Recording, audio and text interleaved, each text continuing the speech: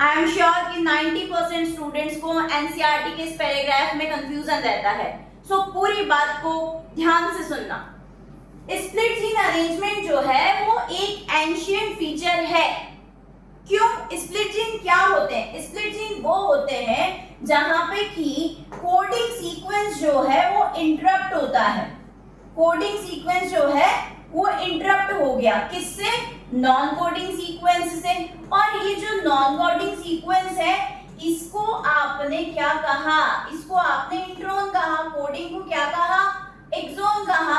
तो इंट्रोन का मिलना जो है वो आपका एंशिएंट फीचर है जीनोम का, ठीक है। स्प्लिट जीन का मिलना और एक्सोन के बीच में इंट्रोन का मिलना एक एंशिएंट फीचर है। वो इस बात को बताता है कि हमारे जो एंसेस्टर रहे होंगे उनके अंदर ये जो जेनेटिक मटेरियल है, क्योंकि हम एमआरएनए की प्रोसेसिंग कर रहे हैं तब इस बारे में बात करते हैं, ठीक है। प्री एमआरएनए जो प्रेजेंट है हमारा उसके बारे में बात कर रहे हैं, मैच्योर जब बनाने जा रहे हैं, ठीक है।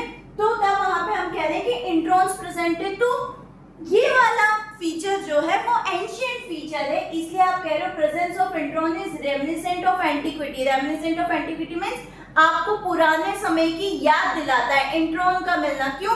क्योंकि इस बात से हमको ये पता चलता है कि हमारे जो एंसेस्टर्स थे उनमें ये आरएनए जो है वो इम्पोर्टेंट रहा करता था या जेनेटिक मटेरियल के रूप में रहा करता था।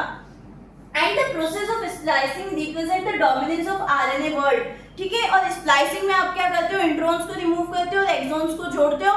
वो आरएनए वर्ड की डोमिनेंसी को बता रहा है। कैसे? क्योंकि जब आपको अभी आगे जब प्रोटीन सिंथेसिस करना है यूकेरियोट्स में तो आप तब तक नहीं कर सकते जब तक कि आप क्या नहीं कर दो, मैच्योर आरएनए नहीं बना दो। और मैच्योर आरएनए बनाने के लिए आपको क्या करना पड़ रहा है? स्पेसिफिक सीक्वेंस को हटाना पड़ रहा है, इंट्रॉन को हटाना पड़ रहा है। तो वो इस बात को प्रूव करता है कि आपका प्रीवियस टाइम पे आरएनए की क्या रही थी? डोमिनेंसी रही थी, या हमारा जो इवोल्यूशन हुआ है वो आरएनए के अराउंड ही हुआ है। आई